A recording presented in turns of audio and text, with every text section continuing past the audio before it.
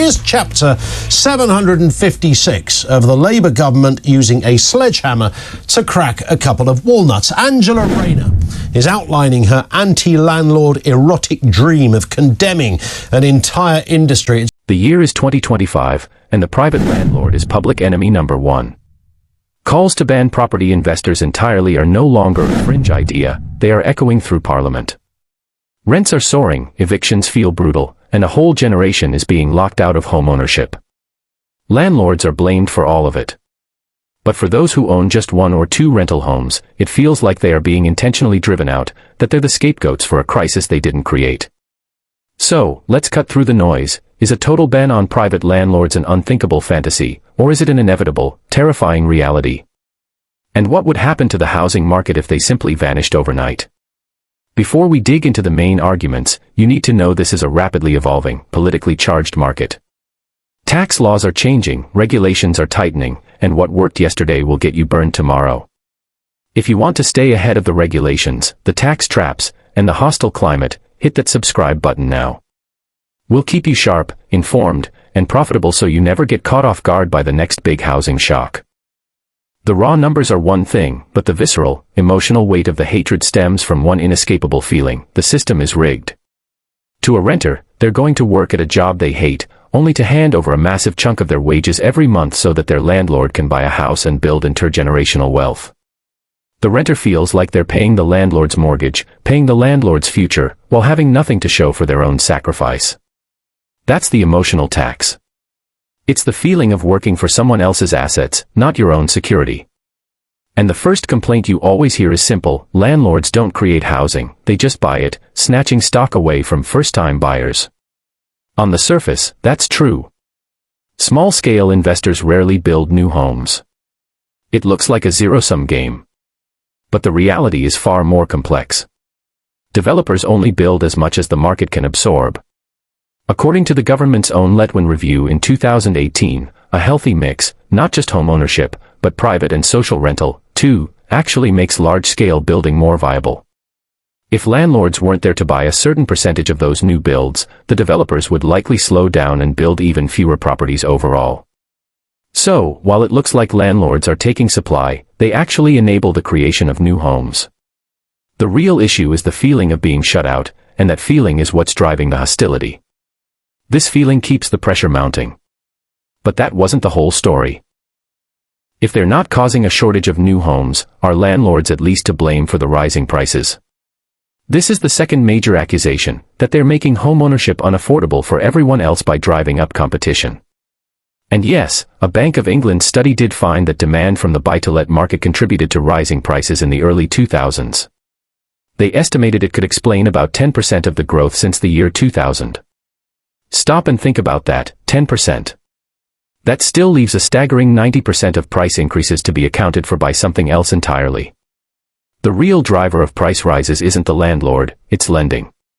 When banks are willing to lend more, with higher income multiples and longer mortgage terms, buyers can simply afford to pay more.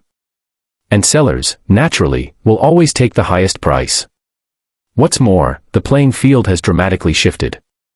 Today, first-time buyers have massive advantages: lower deposits, government-backed schemes, and stamp duty cuts. Meanwhile, landlords have been aggressively stripped of tax perks.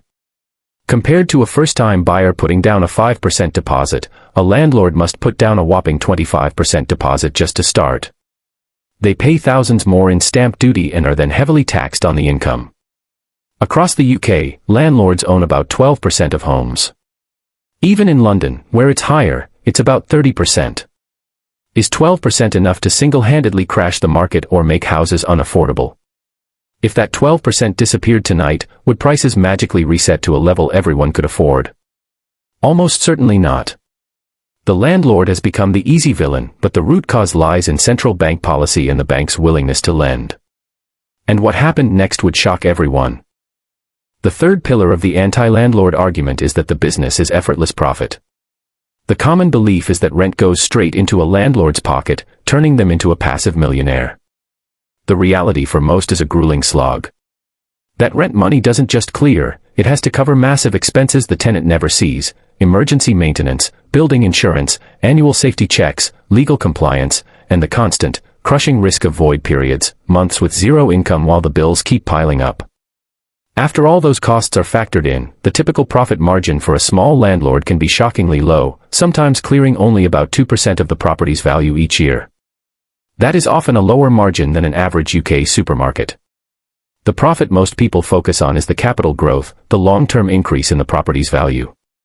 This is where the criticism feels more justified. But if you, as a homeowner, buy your own place with a 10% deposit, you get 100% of that gain. The only group that gets zero share is the renter. It's not that the landlord is actively stealing the gain, it's just the fundamental nature of asset ownership. The landlord accepts the crippling costs, the legal responsibilities, and the severe, unseen risks, like non-paying tenants and property damage, in exchange for that long-term potential. The illusion is that the landlord is a winner because the tenant is a loser, but the truth is both sides are struggling against the same broken system. But we've all heard the horror stories. The intense, visceral hatred of landlords is fueled by the horror stories, the damp flats, the unsafe wiring, the retaliatory evictions without a decent reason. These are the cases where exploitative, lazy landlords charge maximum rent while offering the absolute minimum in return. When a tenant dares to complain, they're out on the street. No one is denying these landlords exist, but how common is this behavior? According to the English Housing Survey, only about 9% of tenancies end because of landlord action. This includes all reasons, like the owner wanting to sell the property or a tenant completely stopping rent payments. Interestingly, that rate is 3 times higher, 28%, in the social housing sector. This isn't to defend bad actors, but it shows that the truly rogue landlord is not the norm. They are a small, toxic minority whose actions dominate the headlines.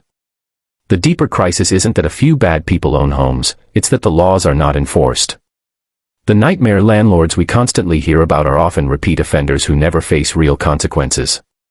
Enforcement is slow, penalties are too weak, and the system moves at a glacial pace. For a tenant, that can mean waiting months in an unsafe home. For a good landlord, it can mean months of rent arrears with no resolution. The issue is a broken justice system, not the simple existence of the person who owns the property. So, let's imagine the impossible. Imagine a future where all private landlords are banned tomorrow. Who would possibly step in to fill that massive gap? The obvious answer is the government. After all, countries like Singapore and Austria rely heavily on state-built, state-managed social housing, affordable, stable, and long-term. But the UK government has been moving in the exact opposite direction for decades. In the 1980s, social housing accounted for around 30% of homes. By 2000, it was closer to 20%. Today, it's a dismal 17%. The private rented sector, which has doubled to around 20%, has simply filled a gap the government created. Yes, the government spends a staggering £15 billion a year on housing benefit for private renters. If that money went into building and maintaining social homes, provision could be better, and cheaper in the long run. But building on that scale requires serious, consistent, decades-long political will and truly massive funding. None of which we have seen. Even when borrowing costs were near zero, no major political party seriously pushed for a massive social housing drive. If the government won't, or can't, provide enough homes, the question remains, who will? The answer is already emerging, and it's even more terrifying to many tenants than the current system. The biggest shift in housing is happening now. If the small, individual landlord is forced out by regulation and tax, they will be replaced by the most successful landlords of them all, the corporations. The real money in property is made by holding hundreds of units, and now, whole developments are being built from scratch, not to sell to homeowners, but to rent out long-term. This is the build-to-rent sector.